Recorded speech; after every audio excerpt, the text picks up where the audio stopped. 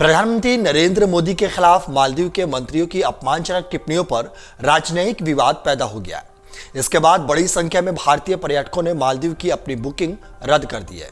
भारत के साथ टकराव के बीच मालदीव के राष्ट्रपति मोहम्मद मुइज़ुद्दीन चीन यात्रा पर है।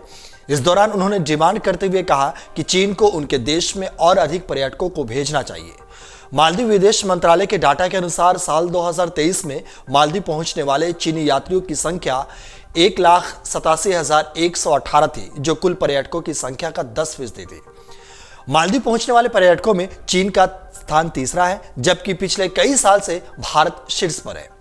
चीन की अपनी 5 दिवसीय आधिकारिक यात्रा के दूसरे दिन मुइज़ुद्दीन ने मंगलवार को फुजियान प्रांत में मालदीव बिजनेस फोरम को संबोधित करते हुए चीन को द्वीपीय राष्ट्र का निकटतम सहयोगी बताया। मालदीव के राष्ट्रपति ने कहा कि चीन हमारे सबसे करीबी सहयोगियों और विकास साझेदारों में से एक है।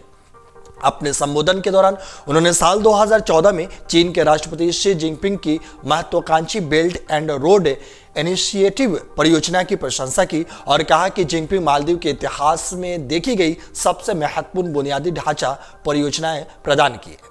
मुइज़ुद्दीन ने चीन से अधिक संख्या में मालदीव में अपने पर्यटक को भेजने का आग्रह किया।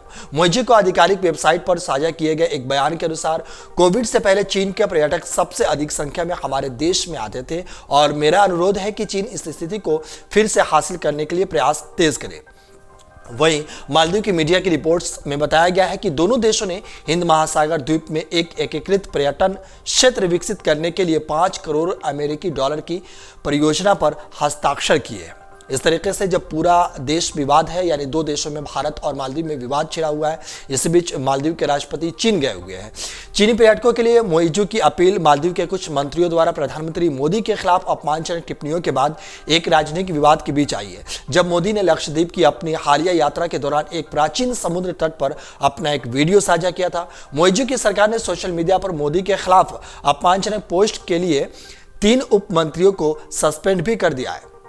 वहीं मालदीव के पर्यटन मंत्रालय द्वारा पहले जारी किए गए आंकड़ों के अनुसार साल 2023 में देश के लिए सबसे बड़ा पर्यटक बाजार बना हुआ है। पिछले साल मालदीव में सबसे अधिक 2,09,198 भारतीय पर्यटक पहुंचे थे। इसके बाद 2,09,146 रूसी पर्यटक और 1,87,118 चीनी पर्यटक पहुंचे थे।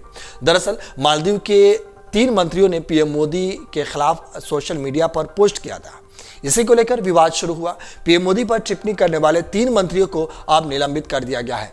वहीं मालदीव की सरकार ने भारतीय उच्चायुक्त मुनू मुहावर को सूचित किया कि मोदी के खिलाफ टिप्पणी सरकार के रुख को प्रदर्शित नहीं करती है।